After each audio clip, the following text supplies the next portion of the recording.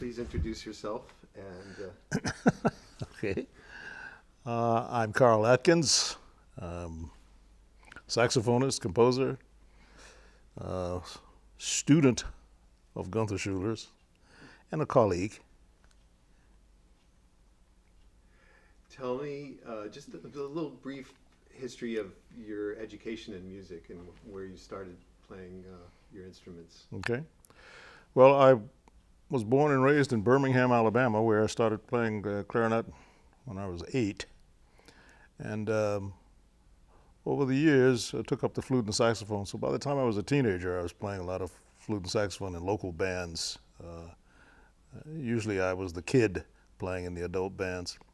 Then I went off to college um, at 17 and went to Wilberforce Central State College in Ohio. Spent a year there, and then went over to Indiana University, where I majored in woodwinds.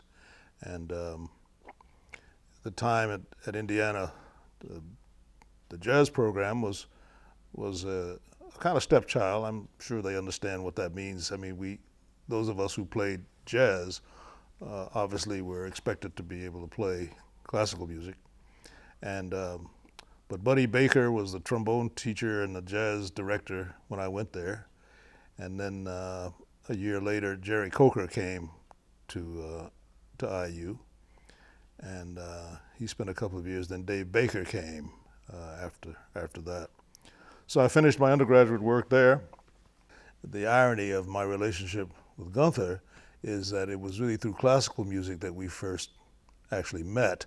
Uh, Even though our connections over the years certainly became more and more with jazz, although I continued to play some classical music with him and with other people. But in any event, so after I went on the road with him, after I went on the road, not with Gunther, but I ended up in Boston and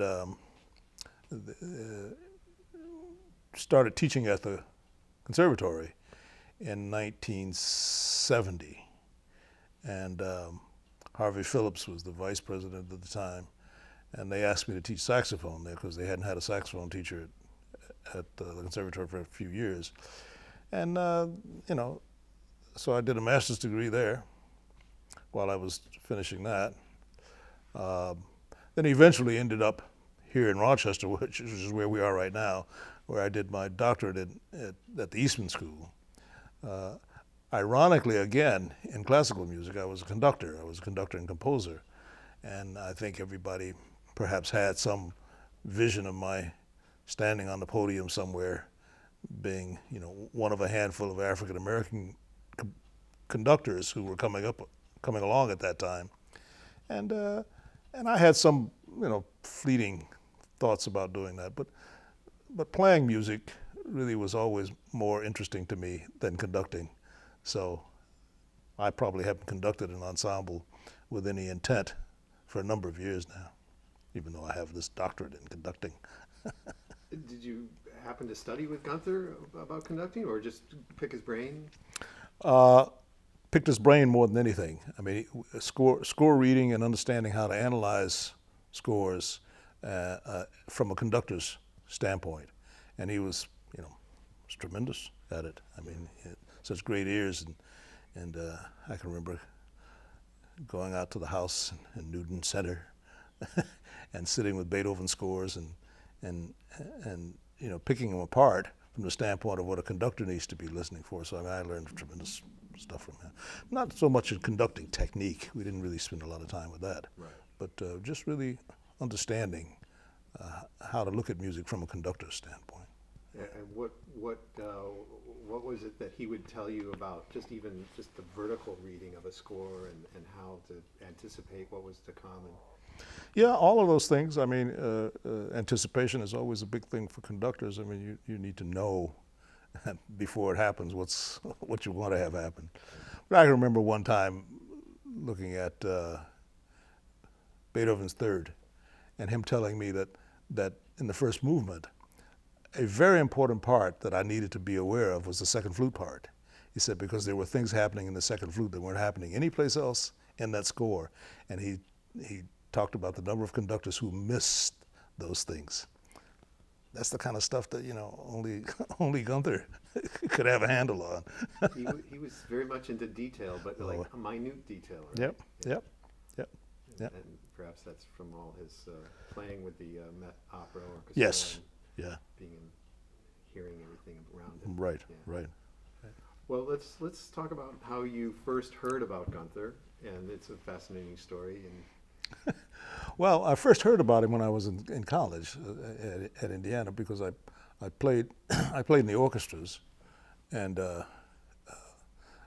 I can remember for sure that one of the last pieces that I remember performing at IU was the Seven Studies.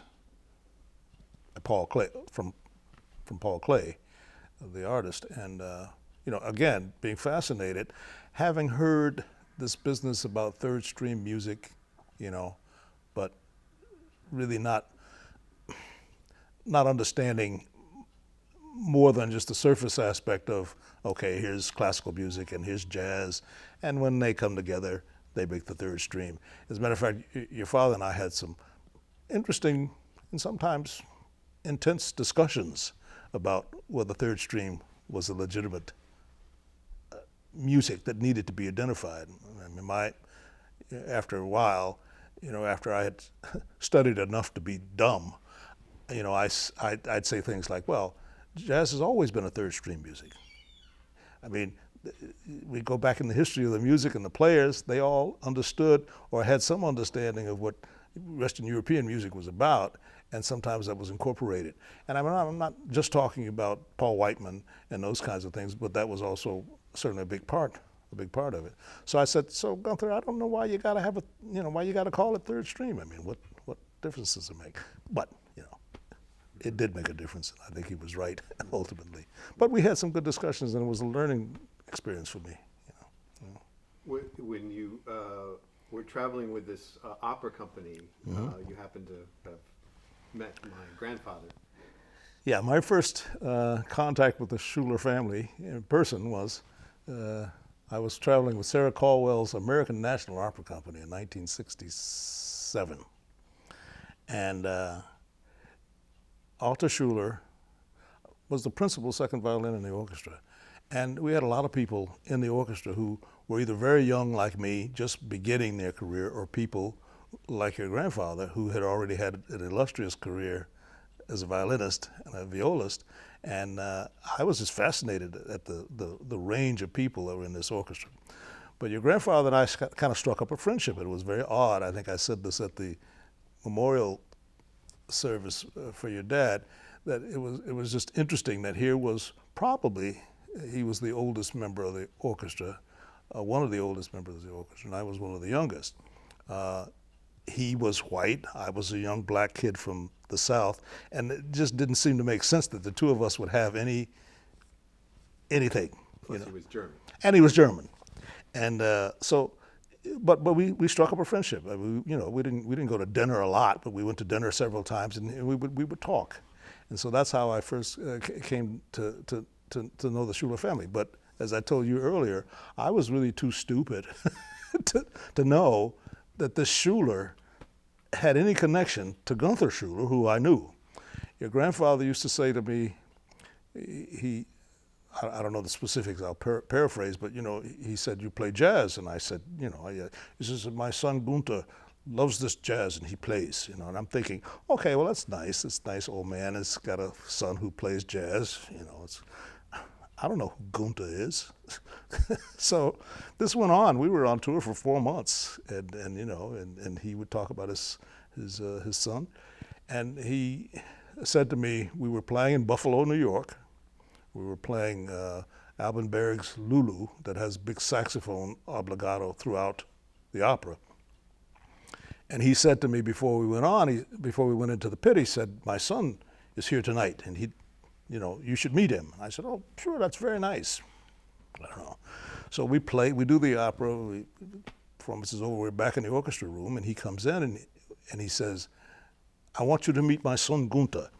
And there standing in front of me was this guy who had this incredible familiarity. I mean, I sort of looked at him and I think, oh, who is this guy?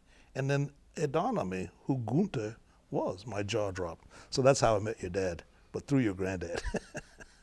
When you did meet Gunther at that point,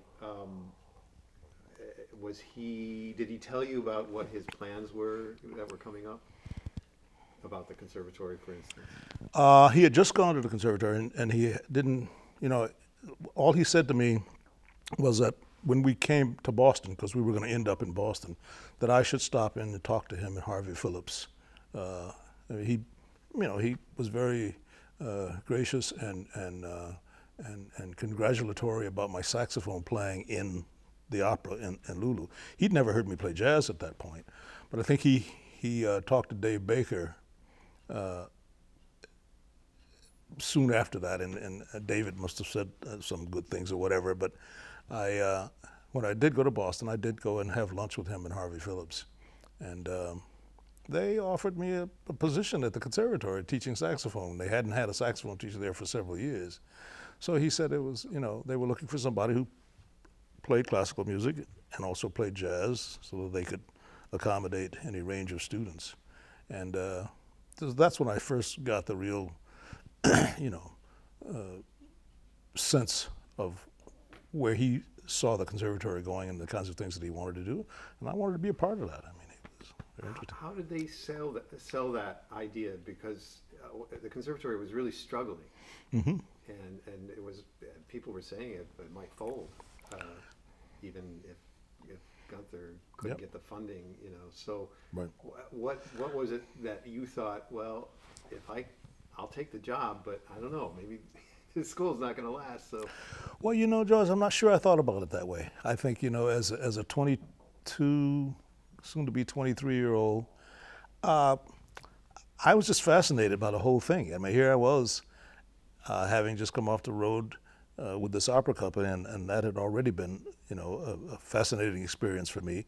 And then to be sitting in a room with Harvey Phillips, who I didn't know as well either until later, but with Gunther Schuller and Harvey Phillips talking to me about teaching for them, I'm thinking, this is like, So I think I probably would have taken the job for free. It didn't have anything to do with whether the conservatory was going to survive or not. I just, this was like, wow, yeah. and it wasn't like you had to move from another town. You were in Boston. I was in Boston at that point, Right. So, yeah, no, the vision that he sold us all on, really was this idea that musicians could and should be complete. That we, when we taught students, we needed to be talking to them about the range of things that they could do, rather than letting somebody else limit what they did. You were either a jazz player or you were a classical player. And again, in my naivety, I never thought of it in any other way than just that I played music, and that if somebody put a musical part in front of me, I played that part. And and if it was a jazz piece, hopefully I played it like a jazz player. And if it was a classical piece, a contemporary music piece, I played it in that style. And I think a lot of it was just, I won't call it dumb. I keep using that term to describe myself. People are going to think but I wasn't dumb, but I hadn't been around enough to have developed, these sort of, strict views. So, your dad's vision for people being able to play all kinds of music just seemed to fit me. And so it didn't have to sell me a lot. What did you, of course, did you have some teaching experience, or was that something you were, suddenly thrown into the fire and tried to figure out on your own? Really pretty much the latter. I mean, I had done some private teaching, clarinet and saxophone, even as an undergraduate at Indiana.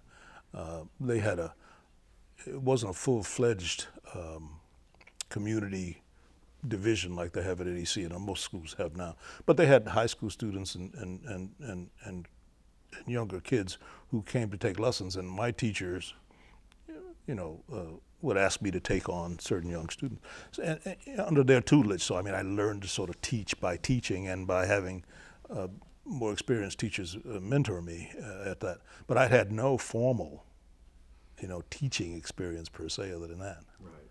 So yeah, it was a little like, here you go. handing it over to you. Yeah. So in those early days, so we're talking maybe the fall of 1968 when you were hired, or Well, in the fall of 1968, I was thinking about this the other day too. I was actually hired in the fall of 1968 to be assistant to a guy named Jerry Cohen.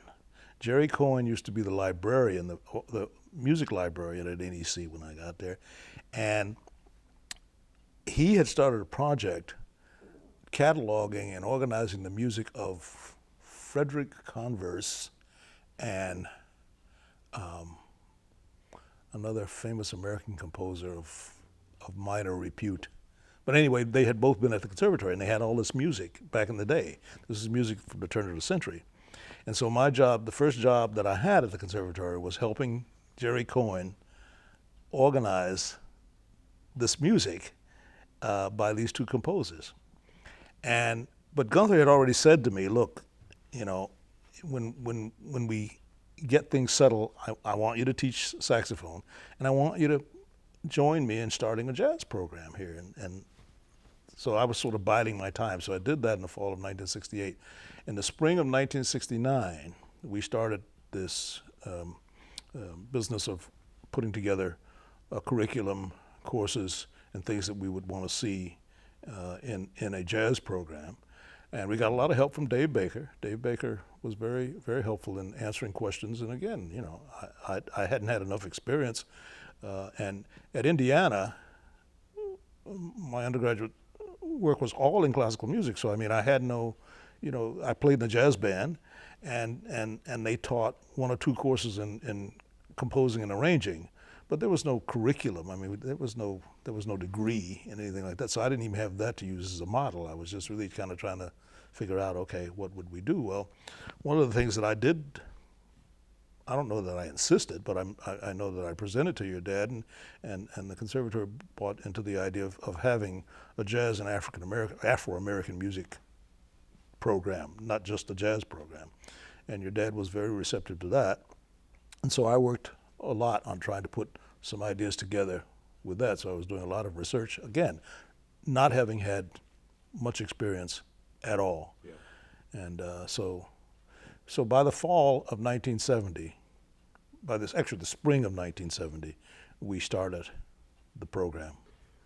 So yeah, I'm gonna just get you back to '68. I Mhm. guess so. Gunther was just trying to get you on salary, basically, to hang on to you because there was no physical department set up for you no. quite yet. No. And the same with Rand Blake. I think Rand was hired Right. to be in the mail room or something. Yes, like that. that's right. Rand was in the Yeah. mail room, and I was in the music library. So when Gunther and Harvey presented this idea, well, probably Gunther more, how was it that he got you and Rand together and to perhaps go into the community to start, I don't know, I guess recruiting or just looking for potential students? I'm not going to remember all of the details, Yeah. but yeah, Rand and I were there about the same time. And I'll say this now because Rand and I love each other, but it took some years for us to love each other. Not so much because Rand wasn't receptive, but I wasn't. I would be very honest to say that I wasn't sure that I bought into Rand's approach to the music. And so, you know, I would say, okay, well, here's this guy, you know, he's going to play all this free music and he's going to do this, that, or the other, blah, blah, blah, blah, blah. I'll just kind of keep a cautious eye on that. And so it was a bit rocky in the beginning, but again, I will reiterate that it wasn't on Rand, it was really on me, and I was the one who had to grow. And I think I did. And like I said, you know, I love Rand, and I think we have a wonderful relationship. And over the years, it has grown. But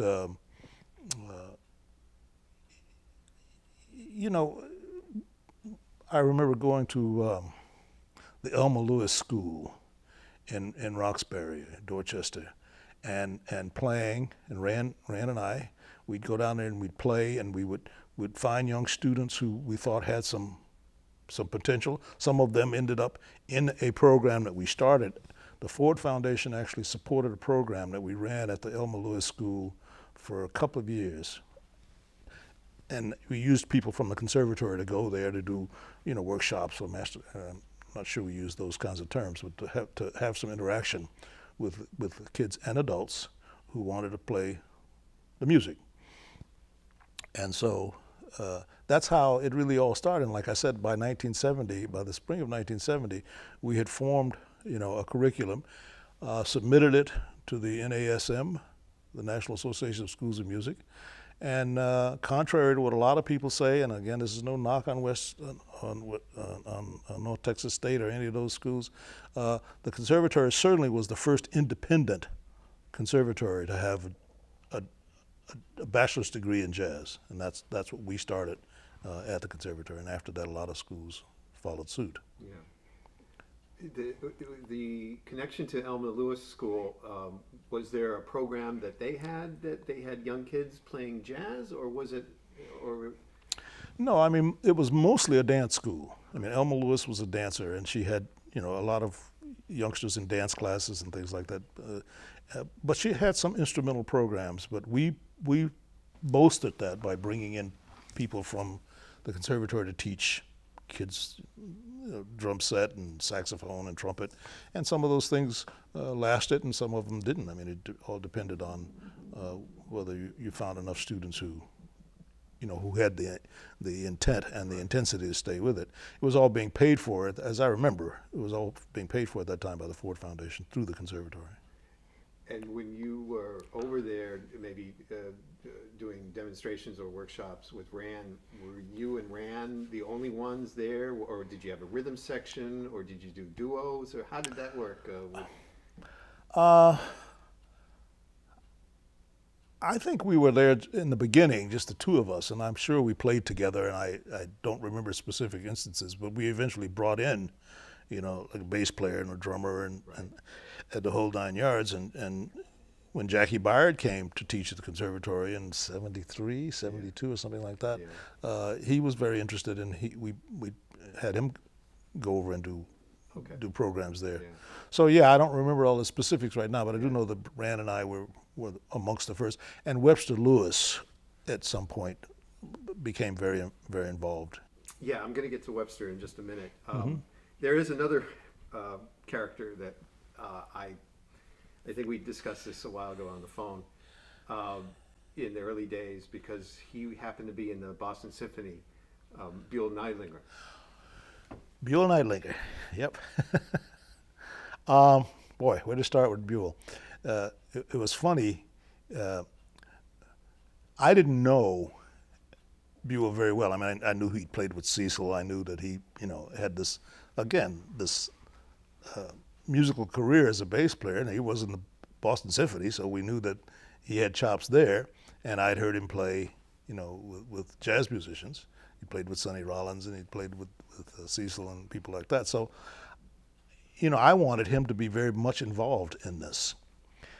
So much to the point that actually when your dad and Harvey Phillips asked me to be the front person, the jazz chairman of the jazz department, I declined. I said it should be somebody like Buell Neidlinger, who's had a bigger profile. People will know who he is, and he's got a lot to offer. And he and I had played a couple of gigs together. It was very funny. We played a couple of society gigs in Brookline. Like, it was me, and I played tenor in those days. I don't know why, but I was playing tenor, so it was me and Buell, just a duo. We'd go to these garden parties, and there'd be all of these sort of, society types, and Buell and I would be playing tunes, and it's like, he made me wear a white suit. I'll never forget, he wore a white suit and I had a white suit, and we were like, I wish I had pictures from those days. It must have been hilarious. Wow. But anyway, to make a long story short, Buell got absolutely livid with me because I suggested that he should be the chairman of the jazz department. And I mean, I was completely thrown aghast because I thought he must have misunderstood. He must have thought I said he shouldn't be the chairman of the jazz department. And so I went to him and I said, Buell, because he had told some other people, he said, I don't want to have anything to do with that guy. I've forgotten how he described it. But anyway, but I went to him and I said, man, you must have misunderstood. I didn't, I asked Gunther to make you the chairman of the jazz department. He said, man, I don't want to be chairman of no jazz department, and blah, blah, blah, blah, blah. And he said, I'll never forget, he said to me, I've played with all kinds of people, man. He said, I played with people you couldn't even pick the reeds for. He said, I played with Sonny Rollins. You couldn't even pick Sonny Rollins' reeds. This is all happening in front of the statue of Beethoven in the conservatory and all. And I'm sure people were walking by going, what is going on with these two? And so for several weeks, maybe months after that, he wouldn't have anything to do with it, wouldn't talk to me, and I couldn't understand. I mean, your father was the first one to say, well, Buell has got some issues and he's just kind of taking them out on you. And again, I'm 23 years old. I don't know, and I thought I was doing a good thing by suggesting that this older, more experienced musician should be the chairman of the department. Because I said to him, I'm willing to do the dirty work. I mean, whatever administrative stuff has to be done, I think I got chops enough to do that. I wouldn't saddle Buell with that, but I'd like for him to, to take the musical leadership. But for some reason, he's found that as an insult. He saw that as an insult. Now, over the years, we made up, Yeah. and we became good friends. But did he sort of explain what his reasonings were back then, or no, he just didn't bring it up? Or Just never bring it up. Yeah. And wouldn't let me bring it up. But I'm going to fast forward a little bit here. We talk about finding reeds for Sonny Rollins. We had Jerry Harris, who's a bass player, guitar player in New York now, who's been playing for years. One of the first big gigs that Jerry had was playing bass with Sonny Rollins. And I've forgotten where I went to hear them play, but I went to hear them play. And when it was at the break, I went back to talk to Jerry. And I'd never met Sonny. And so I said, I'd love to say hello to Sonny. He said, sure. So he takes me over. And he says to Sonny, I remember something like, Sonny, this is Carl Atkins. He's chairman of the jazz department at the conservatory and a good saxophone player. The first thing Sonny said to me, what kind of reeds do you use? And I thought back to Buell's comment that I couldn't pick reeds for Sonny Rollins. And I thought, well, it's come full circle. Did you tell Buell that story? I told Buell that story. He didn't think it was funny. So it was okay. Well, because I asked you about Buell, from that phone conversation, only because I saw something written from after he passed that he had something to do with the formation of the jazz department. And I was going, what? I didn't hear about that. Buell, Yeah. And of course, Not really. I mean, he taught a couple of the bass students, most notably Don Pate. He taught Don Pate and he taught one other bass player, but he really didn't. he wasn't involved in Not really. a serious way. Not really. Yeah. Not really. And I don't think he lasts long in the Boston Symphony either. No, he had issues. He had issues there.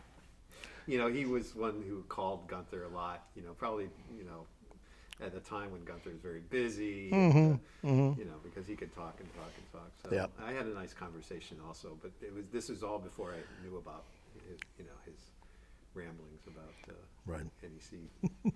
But, well, that brings me to some of the early students, and I know we know about Ricky Ford.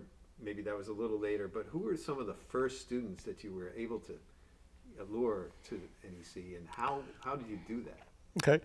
Well, I said to Gunther and to Harvey that we just needed to put some money up. I said, if we're going to find some good young players, we need to offer them some scholarships, and let's get this thing started. And then, obviously you can't give everybody scholarships, but I said, let's start with forming a rhythm section. Now, there was a piano player at the conservatory at the time, and I have no idea whatever happened to him. His name was Ron Franson. And he was a jazz player of sorts. I mean, he was really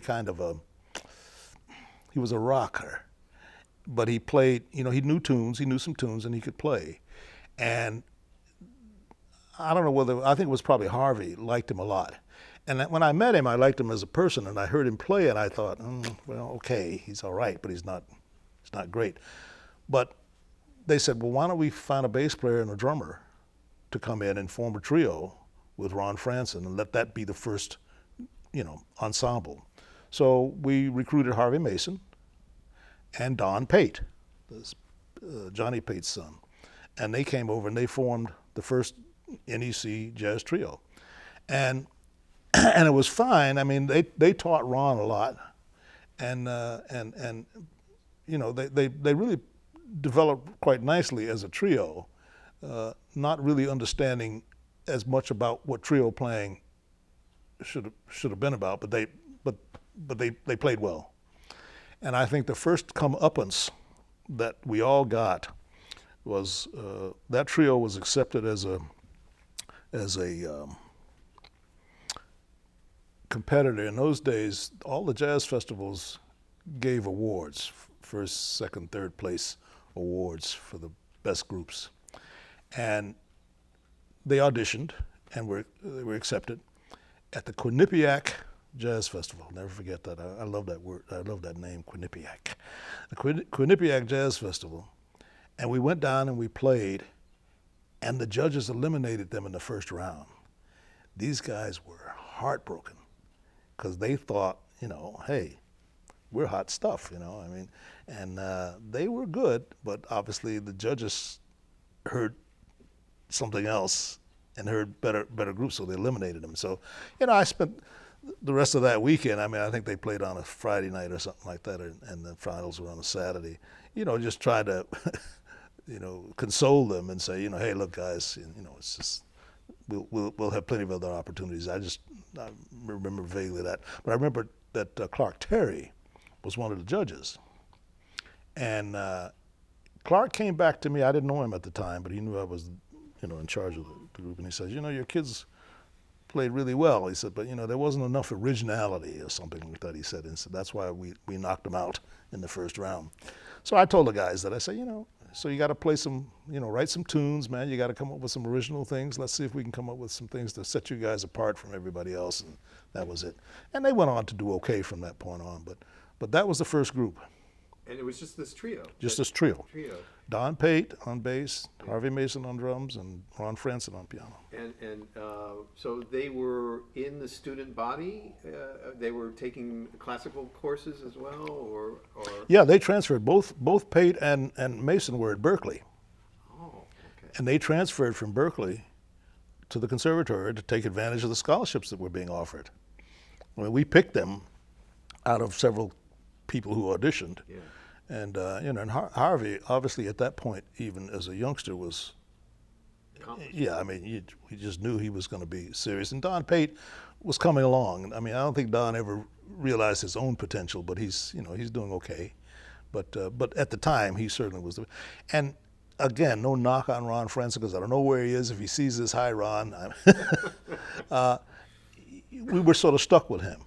I mean, the school, he was already a student at the conservatory. He was already a piano student at the conservatory. And I think they wanted to you know, give him that scholarship, and then we brought the other two guys in. And they were just taking, again, regular conservatory courses at that point until we developed a fuller curriculum for the jazz program. How hard was it to recruit at that time? Well, interestingly enough, once it hit, I think Downbeat might have done something on the program. I'm not sure, but once it you know, hit the environment, and with Gunther's name recognition, and we were getting lots of applications from students at Berkeley who wanted to transfer in. I mean, I'm sure some of them thought, well, we can get a scholarship, and they couldn't all get scholarships. That wasn't going to be the deal, but we had students from Berkeley who were showing interest. But then we started to see students from many other places, New York, Chicago, Philadelphia, who were applying to the conservatory because they wanted to be involved in this program run by Gunther Schuller. So the recruiting wasn't really difficult at all at that point. George Russell figures in pretty early in this period too, and so it became you and Ran and George at the very beginning. That's right, me, Ran, and George at the beginning. That would have been, George came in '71, I'm pretty sure, I think. I thought it might have been earlier, but... I'll have to recheck it, but it seems to me I had been there.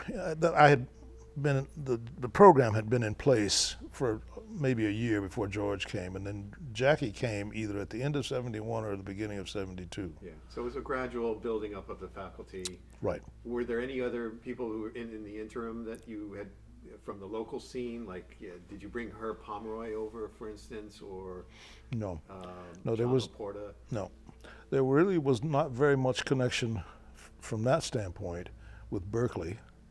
Yeah, I guess they were Yeah, busy with Berkeley. they were busy with Berkeley, and they saw certainly our program as a threat to some extent. I mean, were we gonna glean off the best of their students, because we could offer them scholarship? And again, the fallacy in that was a lot of these kids thought they could get full scholarships, and they couldn't. I mean, it just wasn't in the cards. And we did give scholarship money. It wasn't, but those first two guys got full scholarships because we wanted to have that as the basis for establishing a program. And so, no, Pomeroy and those guys, I'm not sure Laporta ever came, but Pomeroy came some years later. Yeah. And, but the program at the conservatory was beginning to grow again by leaps and bounds.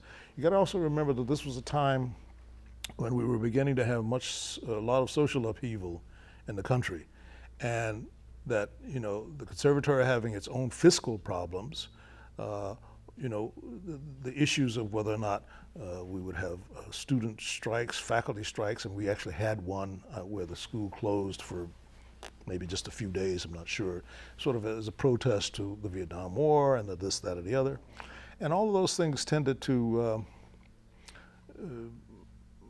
I think, galvanize a lot of things at the conservatory, including the racial makeup of the conservatory, which probably hasn't been spoken about a lot.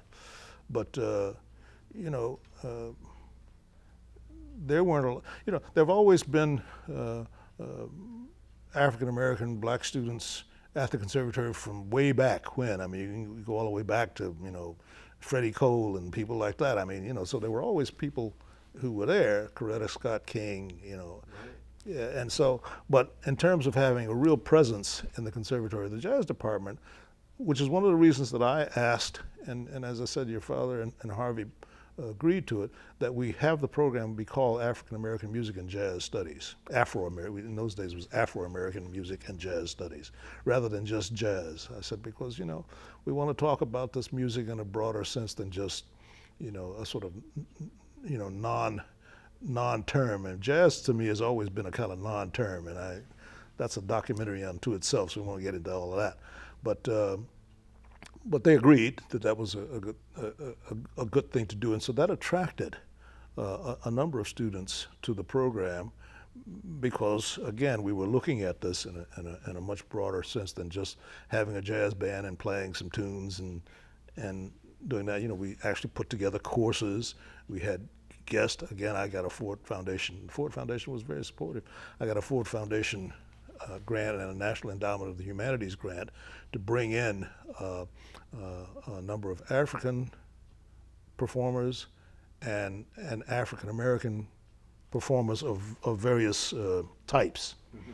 So that when we talked about this program, it wasn't just, okay, again, let's start a jazz band and play some tunes. We had lectures. We had visitors from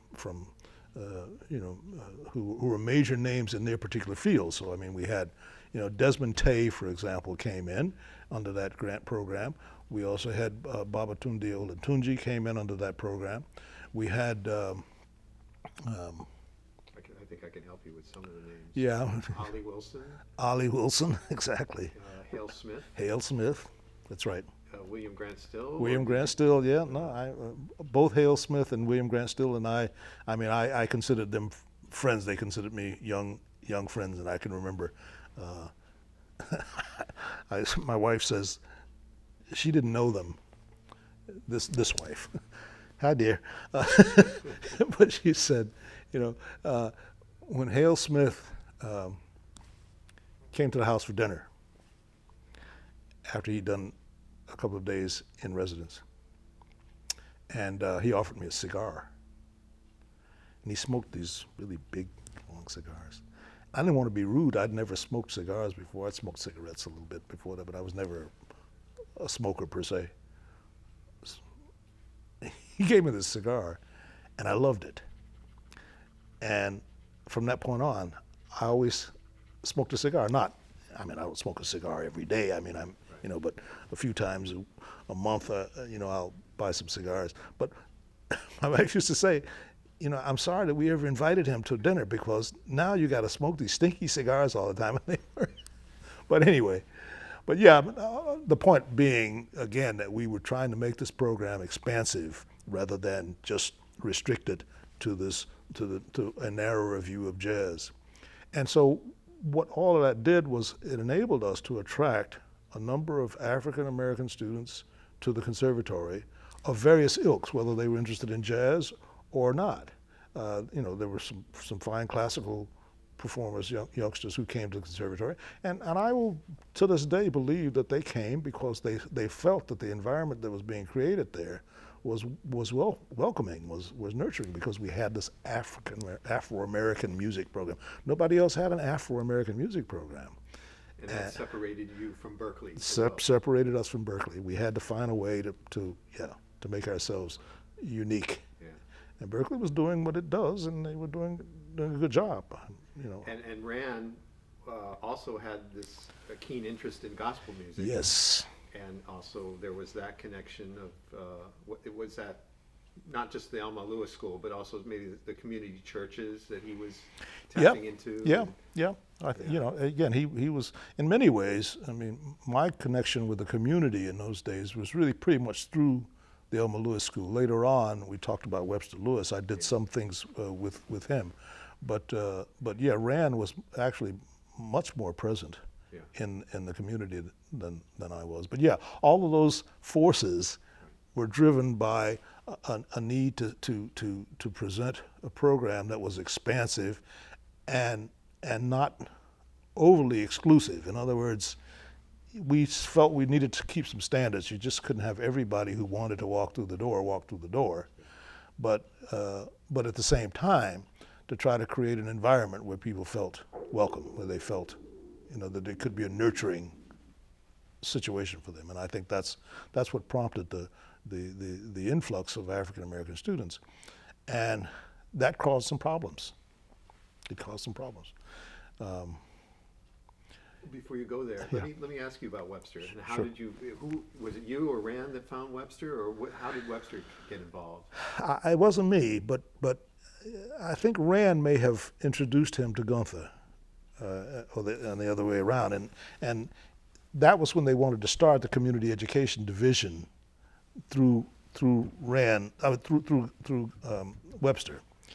Because he already had that program in place, or how was he thought of in the community already? Well, I think he came here to go to Berkeley, I think, as a piano player, organ player, and developed a bit of a reputation, among in the sort of local group. I remember he had a wonderful saxophone player named Bobby Green, who I liked a lot.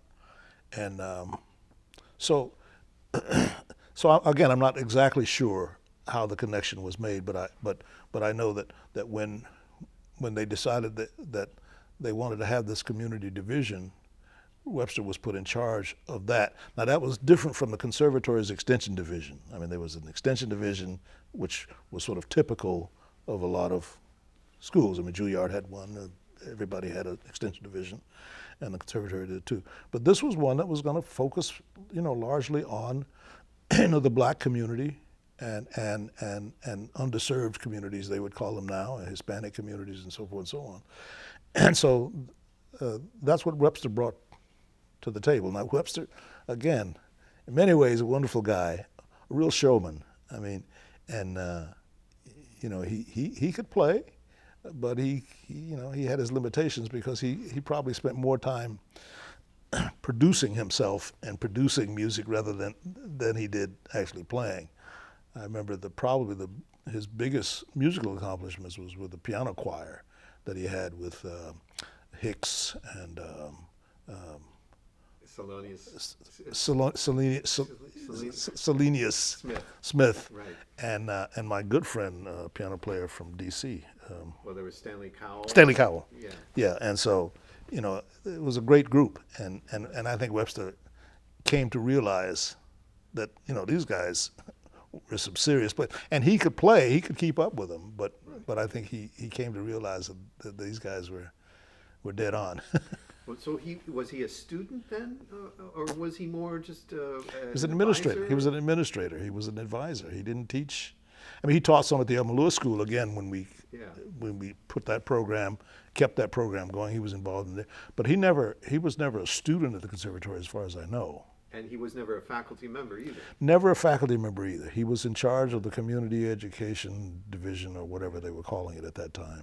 Because he really was involved with the NEC, Yeah. maybe the extension division, maybe more so with that. I think so. I think so. Yeah. Because there was, well, we'll get to the more or less the social upheaval of those times, because I think Webster was very involved with that as Yep. well. Yep. Communicating with Gunther. So maybe this is a good time to bring that up. And one of the first things that I recall happening that was kind of a crisis at the conservatory was that weekend where the Kent State shootings happened. And not to Right. say that even, there was the Harvard riots, and Roxbury, I guess, had Right. two of its, Right. and of course Martin Luther King. But you were involved with the opera, Gunther's opera, which was being premiered that Right. weekend. Right. Right. So maybe catch us up with that particular time. Boy, yeah. I mean, it was at the downtown. Was it the Lyric Theater downtown? Yes. I think Yes, and so I played saxophone and clarinet in that, and again, there was some thought about not doing it at all because of all of the stuff that was going on, the upheaval and everything. But you and I were talking earlier. I mean, I think all the musicians and everybody wanted to continue, wanted to perform. Maybe because we wanted to see how the work ended. We didn't know Gunther was writing this thing, or the parts at least were being copied while we were premiering the thing. And the premiere actually was a children's matinee. It wasn't an evening performance. It was a children's matinee. And I can remember Harvey Phillips, big rotund guy that he was, crawling around in the pit putting parts on stands because the copyist was in the orchestra room copying parts. And this was, the next act is coming up. Oh, okay, here this is. Now we play this. It was great. It was great, though. And that performance came off. Well, the it performance, wasn't as like- far as I remember, Yeah. as far as I remember, the performance came off without a hitch, Right. And whatever things happened, were either minor enough that it certainly didn't affect the performance itself. And I don't think the audience, one way or the other, again, because it was mostly kids, that sort of matinee. But yeah, I mean, I remember that. That was just, we laughed about that. Me and Bill Zishan were the clarinet players. I played saxophone. Bill Zishan played principal clarinet. He was my teacher at one point. Really? Yes. Good guy. Good player. Anyway, Well, let me just say that Yeah. also I think I heard that Sarah Caldwell changed the stage design at the very last minute too, which caused a big uproar. yeah, I remember that. And again, as an orchestra member, I think we all kind of stayed out of those behind the scenes machinations, but I do remember that there was some tension about the things that she wanted to do. And that was typical of Sarah. I mean, Sarah would change stuff on the fly. As I said, the first real job that I had out of college was playing with the American National Opera Company, which she was the impresario, and she conducted as well as she did all the set designs and everything else. And yeah, I mean, we'd go into a performance, and she would have changed everything, and hopefully, if we were doing two traditional operas, Tosca and Falstaff. But where she did most of the changes was in the Lulu, was Alban because there was also projections and all kinds of things associated with the performance that in the pit you couldn't always see, but you knew things were going on. But yeah, I mean, she would change stuff left and right. When the shootings happened, there were protests around the country, I believe perhaps even at the conservatory, or was there a feeling like things could get out of hand? And did Gunther have to make some speeches in front of the school or figure out something? And did he talk to you about it? And He didn't talk to me directly, but yeah, he did have to stand in front of the faculty and the students to talk about what the conservatory's role could be in all of this. And I think the message, as I remember it, was that we would be doing a better service by continuing to do what we did to the best. I mean, we could dedicate every performance. We could, we could do those kinds of things. But as far as a strike and as far as closing down the school, while I know it was discussed, and there were probably a couple of days where classes were suspended and all of that, because again, to speak to the entire student body or the entire faculty, those things would have had to happen. But I think his message, as I remember it, was that we could do our better service by doing what we do. We do music. We certainly don't have to ignore the social circumstances, but to close down and protest. And there was a time when, again, the conservatory was needing to raise money. And so the concern might well have been, and again, I wouldn't have been necessarily privy to these conversations, but I know that they were probably courting some fairly well-to-do donors.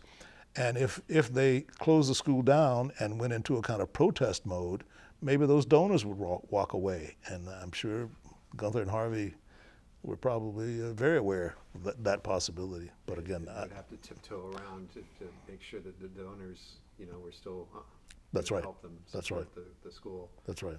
At that time in 1970, the Ford Foundation seemed to be helping the school stay in business. Mm-hmm. But did it seem like it was still precarious with the school yeah. finances? And Oh yeah. Andy Fallender was brought in to help set things. That's what John Heiss was saying, that Andy Fallender was really a key member of this. Right. I think that the financial state of the conservatory was clearly in a difficult place, just in terms of actual dollars. But it was also, I won't call it mismanagement in any kind of pejorative way. I don't think that the people who were running the accounting program or the business people in the school were doing anything malicious. But I just don't think they were up to the task. I mean, if you had a lot of money, I could manage it. But if you got monies where you got to figure out, what's going on and how to use the resources that you have. I'm sorry. Yeah, that's okay. How to use the resources that you have.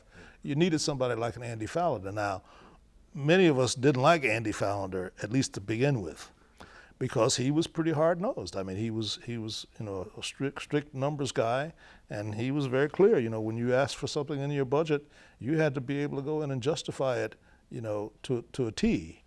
Whereas with the previous accounting people, they were a little bit maybe awe-stricken by all of us. I mean, we were these quasi-celebrities or whatever, and Gunther fell suit to some of that too. I mean, Gunther would say, we need to do this and we need to do that, without perhaps having as a real handle on what the resources were going to be needed. And his attitude might well have been, in some instances, go find the money because we need to do this. So, but Fallender clamped down on all of us, on Gunther and everybody else, and said, we're going to budget stuff and we're going to do it right. And that's why we didn't like him to start with. I eventually came to respect him a lot. Right. Yeah. I guess the Kent State was more about the Vietnam War in its protest.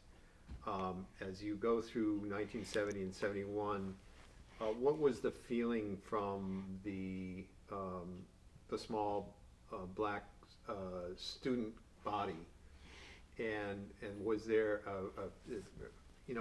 something that was feeling that they were getting neglected, or what were some of the collective black artists was formed, right? Wasn't that a committee? Mm-hmm. That was the first student organization. Yeah. I think again that organization grew out of what was a national, environment movement to recognize blacks, to make people aware as we were trying to do in our program, aware of the significant contributions that blacks made, at least in music. Now, we weren't, I won't say at all that we were very politically or socially aware in our courses that we taught. We were pretty much talking about music. We talked about composers and performers. But this group of students really wanted people to start to see that, there's this whole world out there with blacks being neglected, the discrimination that was going on, in various parts of the country, and that the youth movement that grew up around the early 70s, the late 60s, the early 70s, really, while it had a place in the consciousness of the young black students, the young blacks in general, there seemed to be a need to have a specific, approach that identified, the blacks and their needs for support, financially and otherwise. And because the numbers had been so small at the conservatory for years, there really wasn't much of a push until, quite frankly, again, the Afro-American Music and Studies program started to bring in significant number of black students. Yeah. I don't have it here somewhere downstairs, but you've probably seen that picture of the jazz band from 1972 or 73 and the band today, and the difference in complexions. Right. In those days, we had, of the 17 members in that band, we probably had 11 or 12 black kids in the band, whereas the more contemporary picture was mostly whites. And so, but before that influx of black students in the early 70s, as I said, a handful of black students at the conservatory. 3, 4, 5, 6 students that I can remember, studying classical music, studying piano, studying voice, music education. So they didn't have a voice because there weren't enough of them to have a voice. Yeah. So what were some of those specific demands? Did the classical department, for instance, I don't know, did they ignore or did they not treat them in a way that they should have been? Or what were those? I'm not sure that the teachers in the classical departments had any particular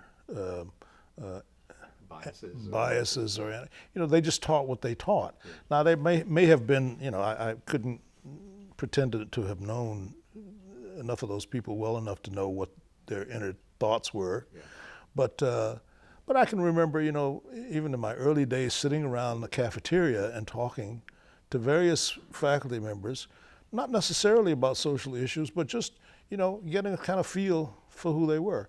And your dad talks about, I think one of his favorite musicians was a horn player named Cavsivio.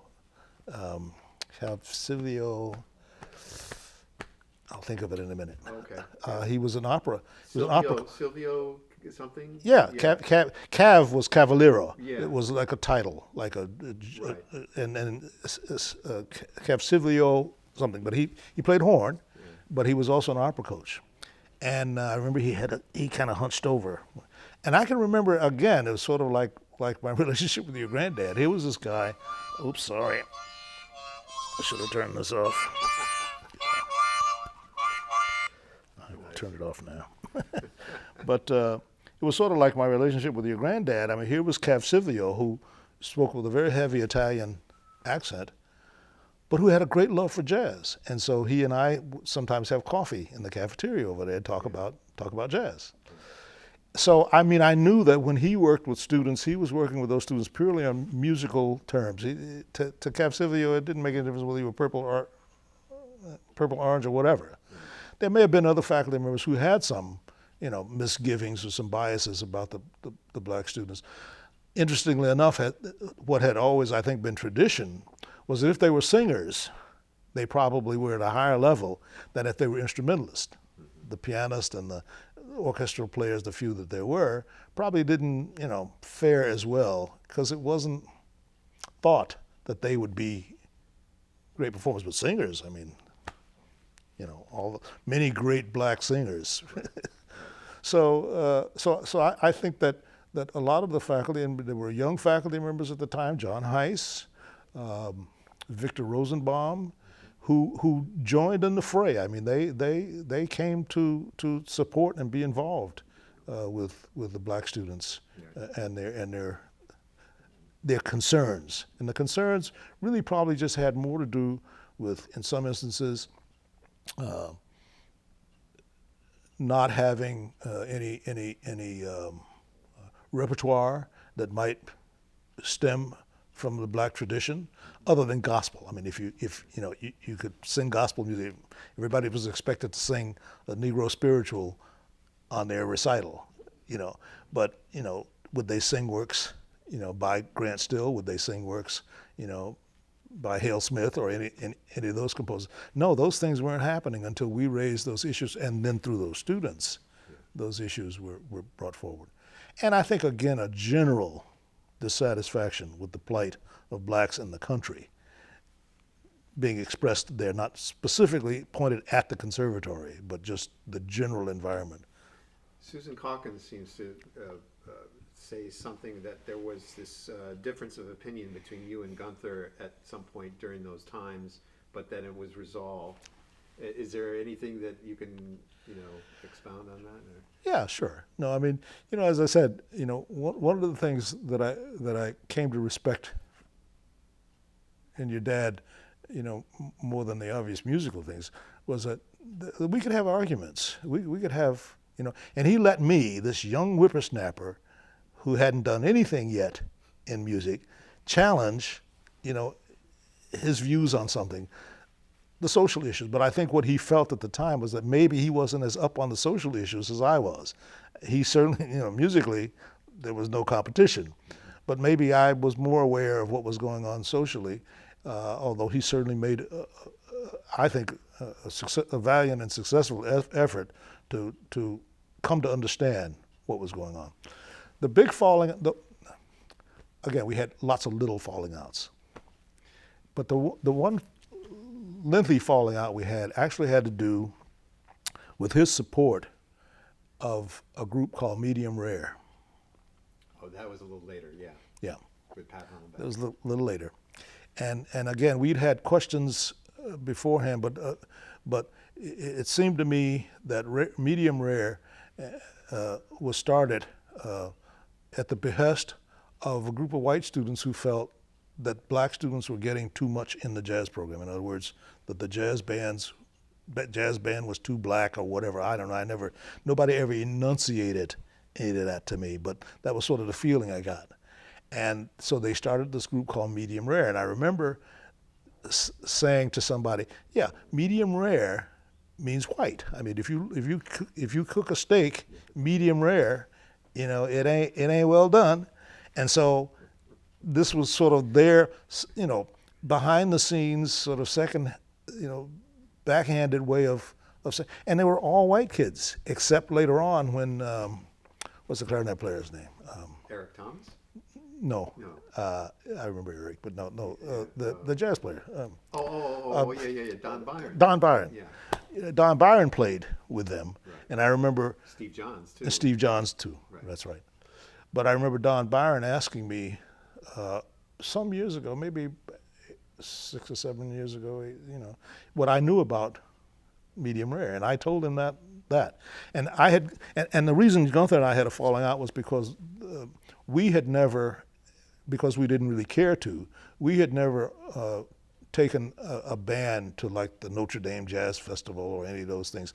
After that Quinnipiac thing, I don't think we ever took another group anyplace, even with the great players that we had at the time. But Medium Rare wanted to go and play at the Notre Dame Jazz Festival. And the conservatory gave them some funds to do that. Now, I was upset, and I went to Gunther and I said, you're supporting a view that has, again, it's not been enunciated to me, but what I hear the scuttlebutt from the kids is that band, is upset because they don't think there are enough white kids in the jazz ensemble. And I said, it's just stupid, Gunther. I said, we've never turned down a kid based on race at all. I mean, it was all about playing. And yeah, at a point, we had more black kids playing jazz than white kids who were qualified to be in the band. So yes, the band was going to look more black. But even if you look at that band, from that pictures, you see white kids in there. I mean, there was never any intent to keep white kids out of those bands, certainly not based on race. So I said, so I'm really upset with that you guys, are going to put money into sending a group like that out to Notre Dame and so forth and so on. And Gunther pushed back on that, not in any really violent way, but he just said, well, we have to support our students. And that for me was not enough of a reason. Now, years later, sure, Gunther's thing was supporting the music, was supporting the students making music. And the race thing just really was not a part of the issue for him. And I came to understand that. And that's why we eventually, I'll never forget, we were in what was the old library over in the dorm there. Firestone. Well, before that, maybe? that was it Firestone? Or Spalding. Maybe it was Spalding. But it was on the first floor of the old dorm building. I guess all of that's changed now, but there was a reception going on there. I'm not sure what the program was. There was a reception going. And I was at one end, and Gunther was at the other end. And we both kind of looked at each other at the same time. And I think at that point we said, okay, this is enough. And we started talking. And from that point on, it was all forgotten. And what year would that have been? Boy, Yeah, it was probably 74, 75, Yeah. maybe, yeah. See, I didn't know the Medium Rare Big Band had started that early. I mean, I thought it was more I when think I came so. around, which my first year at the NEC was 77, the fall of 77. Well, it might have been as late as 76, Yeah. but because I left the conservatory in 78. Right. And at the time that this happened with Medium Rare, I wasn't even in charge of the jazz program anymore. Right. I mean, I was doing other things at that point. Right. But I remember going to meet with Gunther and voice my concerns that the conservatory was supporting this group that in my view was, avowing a kind of racist thing, not in any violent way, but just, this sort of, okay. And, I never confronted Pat Hollenbeck. I didn't want to get into that kind of thing with any of those kids, but I just thought it was best to bring it up to them. But yeah, it may have been as late as 1976 or something like that, but yeah.